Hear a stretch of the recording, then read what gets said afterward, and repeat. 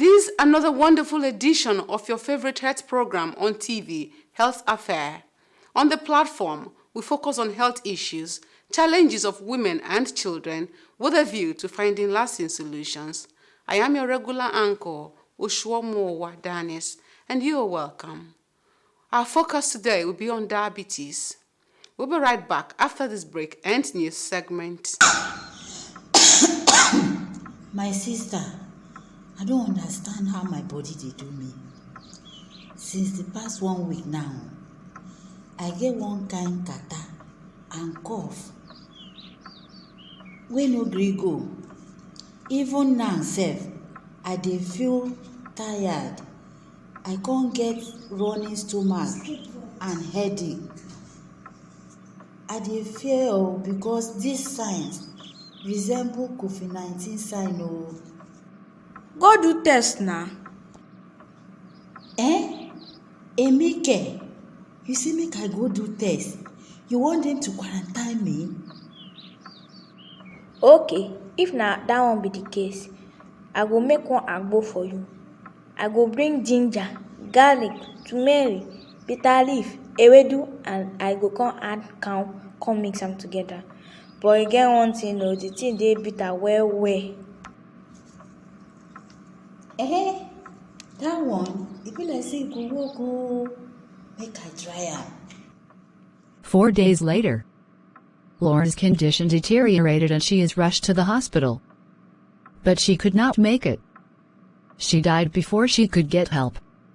Those who have eyes, let them see, and those who have ears, let them hear. Self-medication kills. It is because of self-medication that most people present late at the health facility when it is too late to get help from the doctors. If you are feeling unwell, seek medical attention in good time.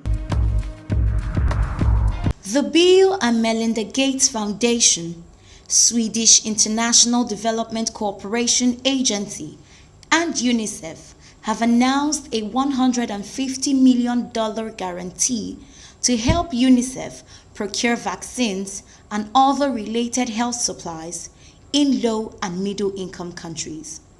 The financing will be effective through 2025 and will help sustain national immunization programs, including COVID-19 vaccination campaigns, and enable the timely procurement of essential health supplies while domestic financing is mobilized. The 4-year commitment will also support UNICEF in the purchase of COVID-19 test kits, treatments, and vaccines, and mitigate the pandemic's disruption of routine immunization. The 9th session of the Conference of the Parties, COP9, to the WHO Framework Convention on Tobacco Control has closed with an agreement to embark on an innovative multi-million-dollar financial plan to strengthen global tobacco control measures.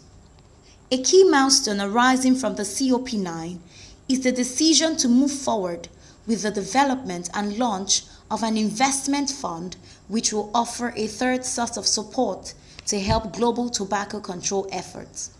The new initiative will source financial contributions beyond the traditional health sector, establishing a capital investment fund, the earned revenue of which will be used to support the activities of the convention. The Lagos State government has screened, educated, and provided geriatric nutrition interventions to no fewer than 165 retired senior citizens.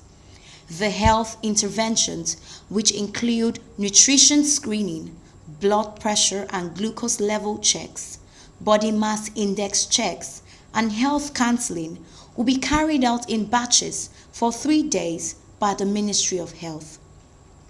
The Permanent Secretary, Ministry of Health, Olusegun Ogboye, explained that the intervention program was conceived out of the desire to promote a healthy lifestyle that will prevent dietary-related diseases and prolong the life of retired senior citizens.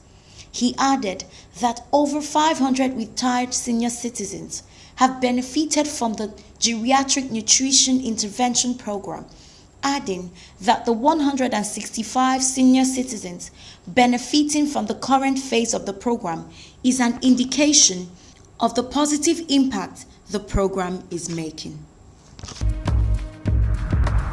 For Rashid Benro, who had a sister with sickle cell anemia, Azizat Olajumoke Benro, the various stages of trauma and pains, including other challenges associated with the disease, is better imagined than experienced. His sister was fortunate to attain the age of 50 because she had access to quality health care. This is, however, not the story for some Nigerians, as many have died after being diagnosed of the disease due to complications in their early age. Basically, she was always, an advocate for helping, and this foundation is to continue to further that initiative that she started while she was here with us, and in remembrance of how we have pledged to continue what she started. Our first project was to provide a monitoring system at the maternity unit for Luth. That was executed earlier in the year.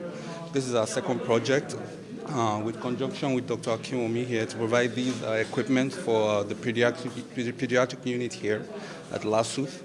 And we hope to be able to further this initiative. This is not the end. This is only the beginning of what we have planned, as far as this project is concerned for the healthcare facilities and industry in Nigeria.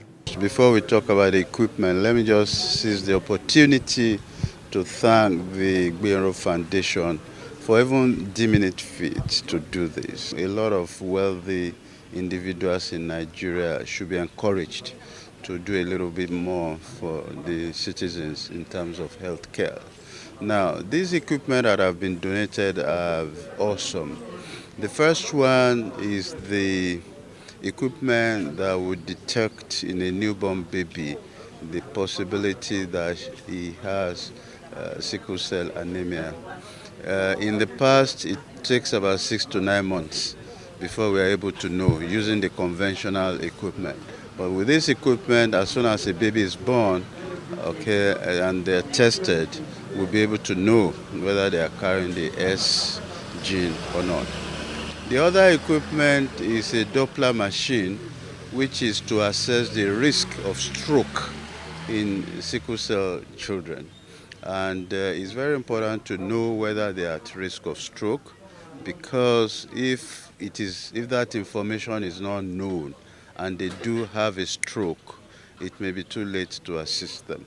So with these two equipment, there are better days here in Ikeja, Luth, for children who are suffering from the sickle cell disorder. So what I want Nigerians, especially the very wealthy and the high net worth individuals, what I want them to learn from this gesture is that with as little as 20 million naira, you can totally change the lives of millions of people as far as their health status is concerned. And I'm appealing to high net worth individuals to come to Luth Ikeja to see what they can do. There are still many areas of need that we have. The government is doing its best, it can't do it all. Sickle cell anemia is a disorder that causes the red blood cells to become sickle-shaped, with its consequential threats to life. An inherited disorder. Both parents have to give an abnormal gene, an S gene, to a child. The child has to inherit that from both parents before they can have sickle cell anemia. They are born with it, and very few people are able to access the cure that will prevent them from having sickle cell symptoms and complications. And sickle cell is feared quite a bit because of the chance of premature death. The surer way about sickle cell disease will be the bone marrow transplant, which is a technology that's available in Benin for now, but we are looking forward to establishing a transplant program here in Ikeja as well. About 100,000 cases are recorded annually in Nigeria, according to reports. We promise to use this, and we pray that this will continue to serve humanity way beyond even when we all will be out of here. And to the glory of God and to the plentiful of the end of mercy. To the glory of God and service of humanity, we cut the tape here to commemorate the Pediatric Surgical Theatre Kids OR operation and smile train operation room. Smiles.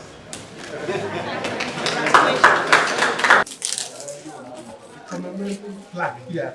Oh, the Pediatric Surgical Theatres donated by Kids OR was commissioned on the 17th of November 2021. Oh, by me. Thank you very much. Okay. God bless all of us. The good things always come out from here. Additionally, lack of access to quality surgical services and care remains a major cause of mortality and morbidity amongst children, of which the majority are easily preventable. So it is estimated, as Cindy just mentioned, that 93% of people in Sub-Saharan Africa do not have access to safe, affordable surgical care and anesthesia care. It is also estimated that between 45 and 50%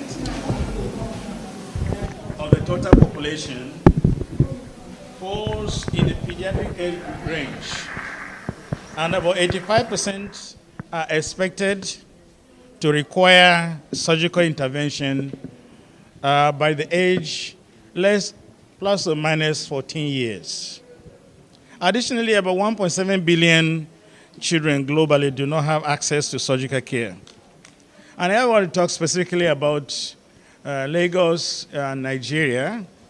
10% of Nigeria's 200 million population lives in Lagos. That's to say 9 million children aged 14 or less are living here in Lagos. That's an amazing figure. So despite this high burden of surgery among children, there has not been any dedicated pediatric theater services per se in this great and beautiful city of Lagos. We are glad that this is now a thing of the past, and it is for this reason that we are gathered today in this place to celebrate the unveiling of 2 dedicated theater rooms for children in this hospital, courtesy of global charities of Smile Train and Kids Operating Room. We're happy to say that these pediatric rooms will serve the region and children for years to come. I would also like to state that these theaters, beside treatment for our children, they are also learning centers. The power of collaboration really do play strong. I don't want to, it's not a day of speeches. Prof has spoken, Professor Bode has spoken, Professor Yahweh has spoken. And so all I just want to say that we now know the importance of strengthening our surgical system, particularly when it comes to children. And Luth being a flagship center and also catering for many, many children, I think it's worth celebrating. So Smile Train, which is the organization I represent, is really so happy to have funded Kids OR for this project. And like Professor Yahweh said, it's not just about installing the ORs. We have gone a step ahead to also ensure we equip and skill the manpower that would perform in this facility. And so Smile Train, again, is supporting Kids OR to give scholarship for the Pediatric Surgery Fellowship across Africa. More. Thank you, sir. So having said that, I really want to thank every one of us. This is to a safer surgery. This is to more care for our children. And this is more smiles for children born with clefts. So congratulations to every team member. Congratulations to Luth. Congratulations to Kids Operating Room. Congratulations to Smile Train. And congratulations to Nigeria. With this theater, children will have their own operations dedicated to them, for them, always. And we promise that we will use this place so well to the glory of God and for the benefit of mankind. Luth has been consistently delivering free surgical services to children with cleft lip and palate for the past 12 years, 14 years. Any child that comes in with cleft lips and palate or cleft lip and palate, which is a birth defect, we always do it for them free of charge through the office of Emerita here. Smile Train and the Madam Director. Okay? They fund it. You should come and see. You should come and be visited and see what they do on the weekend. They'll be there Friday, Saturday, Sunday. They don't go home. They do it free of charge. So for them, us to have an operation theater for that dedicated to that will mean there will be increased volume, increased number of children who will benefit from this to the glory of God. Okay? This shows that we can do a lot of good things by ourselves if we are enabled. Diabetes is a chronic disease that occurs when blood glucose, also known as blood sugar, gets beyond the prescribed level. Classified into type 1 and type 2 diabetes, health experts have identified the disease as a major cause of blindness, kidney failure, heart attack, stroke, and lower limb amputation. The prevalence of diabetes in our society is rising year by year, day by day, because the unfortunate part of it is that so many people don't know they are carriers. World Diabetes Day is celebrated 14th of November every year to raise awareness about the disease. The theme for the 2021 celebration is access to diabetes care. If not now, when? A lot of us believe that we usually spoil our children by giving them ice cream, giving them meat pie, donuts, chocolates, things like that. But it has been scientifically shown that the propensity to diabetes is acquired even as a child, and it's acquired because of the things they eat. They let them come and screen. When they screen for diabetes and other is causing, which is the BP, it is only when you know your status you'll be able to take care and live an healthy life.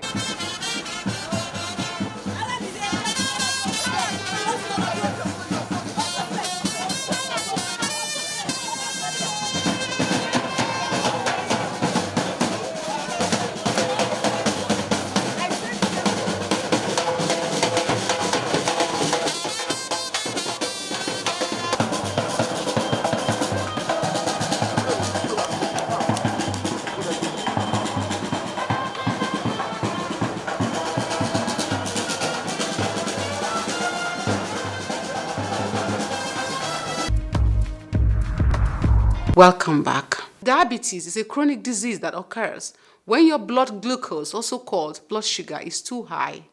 Type 1 diabetes. In type 1 diabetes, the pancreas produces little or no insulin, while in type 2 diabetes, the body either doesn't produce enough insulin or it resists insulin. More than 1.5 million cases of type 2 diabetes are recorded annually in Nigeria. According to statistics from the World Health Organization, WHO, more than 420 million people have diabetes, and the number is expected to rise beyond 500 million by the end of the decade. The increasing prevalence of diabetes, according to experts, is largely caused by the increasing prevalence of obesity and physical inactivity among children and adults. Deaths from diabetes increased by 70% globally between the year 2000 to 2019. Diabetes is a major cause of blindness, kidney failure, stroke and limb amputation, and 1 in 2 adults with type 2 diabetes is unaware of their condition. The metabolic disorder of insulin. It's either insulin is being produced but not in sufficient quantity, or the insulin that is being produced is not working the way it should work, or there's no insulin at all. In every indication, it's either insulin is not being produced the way it should produce, or the quantity that is required to work efficiently for the well-being of the body is not being produced, or there's no insulin at all. So that's the bottom line. It's all about insulin. Insulin is being produced by the island of Langerhans. So if there's a deformity in the course of the production, the person will be down with their diabetes. There are so many factors that may be responsible for diabetes. One, there are genetic factors, lifestyle predisposition, age, and otherwise. One, if one is coming up from a background that the parents are diabetic, the likelihood of having diabetes is there. If you're living an excessive lifestyle that can lead to diabetes, one can be diabetic. Again, the assumption that diabetes is common with the old is not. There are some young ones, some children that can be down with diabetes, though the population and the ratio is very minute. But anyone can be diabetic. It's more common among the aging. As we are aging, our body system, the physiological makeup and everything will be depreciating. So those things will compromise immunity. One can equally be down with diabetes. But bottom line is everyone can be diabetic. And the public, what they need most is to do their screening. If you are talking about type 1 diabetes to a layman or type 2 diabetes to a layman, he or she may not understand. But if after doing the screening, you know your status, then based on the prevailing symptoms, you can talk about the particular type that one is down. Except you're addressing the medical professionals. Otherwise, a hawker in the street talking about type 1 diabetes or type 2 doesn't make sense to him or her. The common symptom is the polytriad of diabetes, right? If one is urinating frequently more than required, if one is feeling unnecessarily thirsty, if one is eating and feeling hungry and losing weight, so those are primary symptoms you look at. Though some of those things, they are not peculiar alone to diabetes. That's the essence of doing diabetes screening and tests. If you're having such symptoms, you have to consult a medical personnel, the right medical personnel or the clinician to do the test, after which you can confirm your status. This year's theme is access to diabetes care, if not now, when? From that team is addressing people that are down with diabetes. One, if you're down and you don't access the Medicare, it develops complication and it will eventually lead to death. If you're down and you're accessing the care and you're not accessing the right care, it leads to another problem. So the issue is, to anyone that is down with diabetes should access the Medicare, the right Medicare at the right time and at the right place. Just like what obtains in pharmaceutical care. If you're taking medicine and you're not taking the right drug at the right time, at the right dose, you're not getting good results. So when you're down with diabetes, you access the right Medicare. And in the Medicare, there's both pharmacologic and non-pharmacologic aspects. If you take your medications, you modify your lifestyle to get a better result. In other words, after the screening, if you are not down with diabetes, congratulations. If you are down with diabetes, congratulations, it's not the end of the world. Diabetes can properly be managed and we get the best out of it. In managing it, you need to comply with the medications and the treatment guideline to get the best results. So things may be tough and tight, but if you eat proper food within the limits of your ability and what you can afford, exercise and modify your lifestyle, you live longer. Otherwise, so many things can predispose to diabetes. There are so many factors that may be responsible for diabetes. One, there are genetic factors, lifestyle predisposition, age, and otherwise. One, if one is coming up from a background with that the parents are diabetic, the likelihood of having diabetes is there. If you're living an excessive lifestyle that can lead to diabetes, one can be diabetic. Again, the assumption that diabetes is common with the old is not. There are some young ones, some children that can be down with diabetes, though the population and the ratio is very minute. But anyone can be diabetic. It's more common among the aging. As we are aging, our body system, the physiological makeup and everything will be depreciating. So those things will compromise immunity. One can equally be down with diabetes. But bottom line is everyone can be diabetic. But more people are more predisposed to diabetes. This brings me to the question. You see, the myth with diabetes, initially they will tell you it's the more like a carbohydrate predisposed food, but it's not. So many things break down to common carbohydrates. But the issue is this: if you have a mixed balanced diet, more fruits, more vegetables, more natural foods, the tendency of having diabetes will be minimized. But we eat junks, we live like junks. People think as if maybe by the price of what you buy, that will determine the value. It's not true. You can have a balanced diet with a very minute amount of money. The inflation rate in Nigeria is terribly high. But whatever the case, people in the village, they can eat well. They eat natural food. And most of them are not down with diabetes. Unlike in the town that is sedentary lifestyle, people can stay from morning till night in an AC room People don't exercise. So many things, and you see everyone taking carbonated drinks at every point in time. And the higher the price, they will think that that's the better the value. But that's not the issue. The use of insulin in the management of diabetes is more like the last resort. There are some diabetic cases that will be managed without a resort to insulin. Drugs are expensive, but there are some generic brands that are very good and they are affordable. But then talking about affordability depends on who is involved.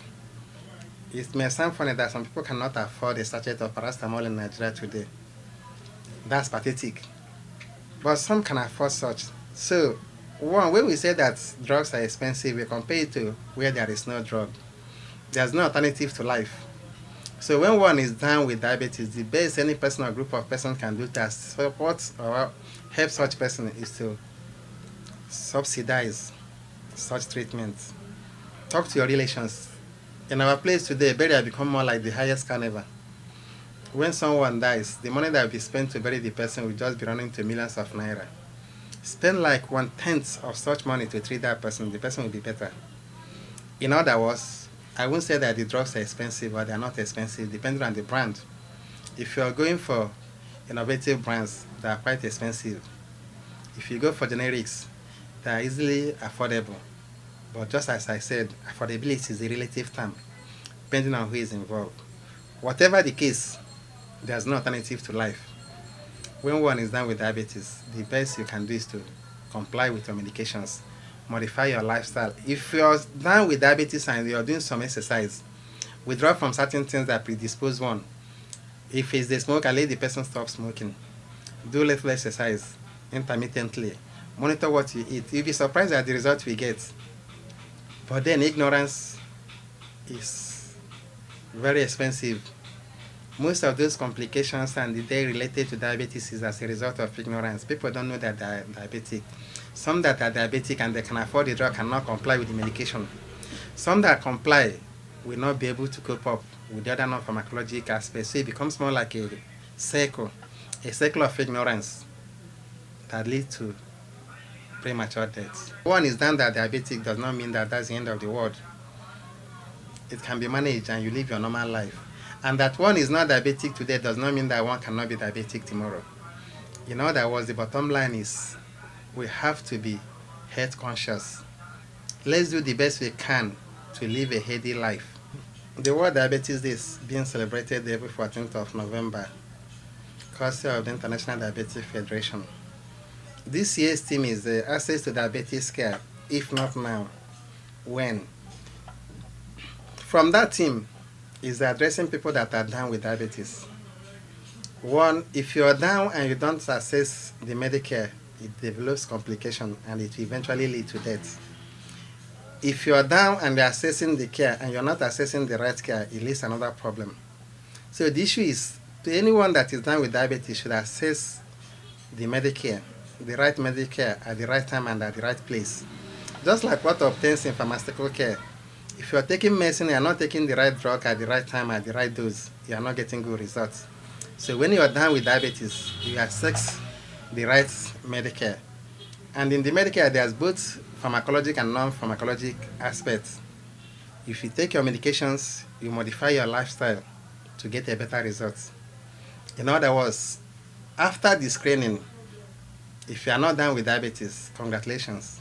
If you are down with diabetes, congratulations, it's not the end of the world. Diabetes can properly be managed and we get the best out of it. In managing it, you need to comply with the medications and the treatment guideline to get the best results. My message to Nigerians, just like I said earlier, we are what we eat. The things may be tough and tight, but if you eat proper food within the limits of your ability and what you can afford, exercise and modify your lifestyle, you live longer. I am sure you've learned much from our experts today. Your health is in your hands. Please take charge.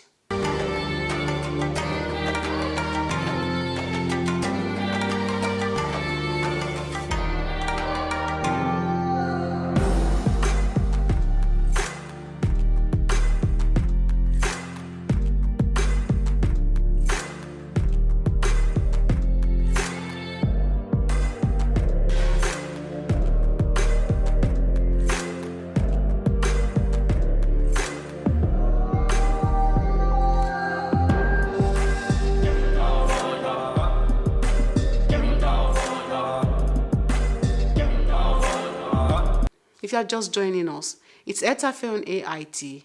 Next on the program is our nutrition segment.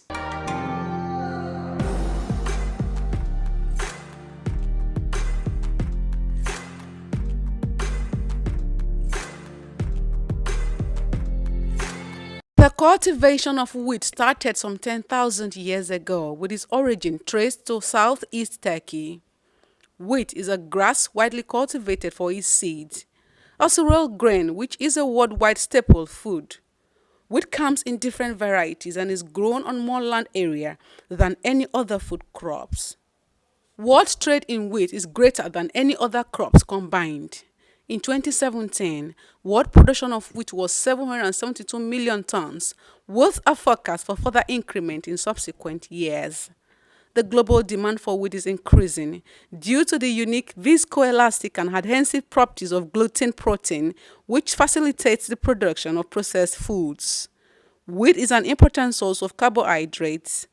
Globally, wheat is the leading source of vegetable in human foods, having a protein content of about 13%. When eaten as a whole grain, wheat is a source of multiple nutrients and dietary fiber. Enriched wheat flour is a good source of iron, thiamine, calcium, manganese, phosphorus, copper, folate, selenium, and vitamin B6. In a small part of the general population, gluten, the major part of wheat protein, can trigger some reactions. This is where moderation comes to play. Whether it is wheat or any other food or fruit you want to eat, please always do it in moderation. On our clinical segment, we give you vital tips to stay healthy.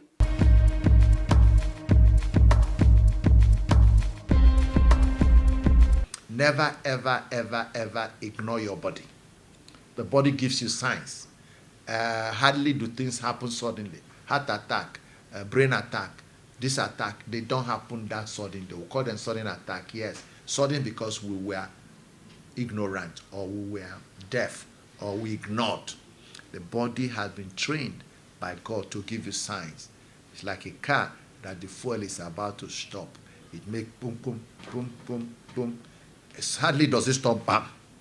So the heart doesn't shut down that way, unless there's a chronic invasion, acute invasions, right?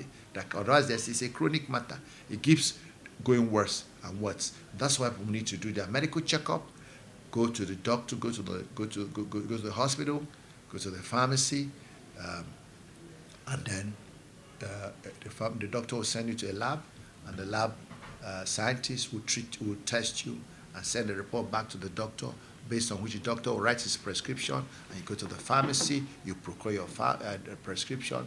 If you need admission, the nurse puts you to the bed and ensures that you are taken care of. This is the way the work is divided. If we do them that way, your health will be improved and you live long to enjoy life. We welcome your contributions on how to improve the nation's health sector and human lives on our perception segment.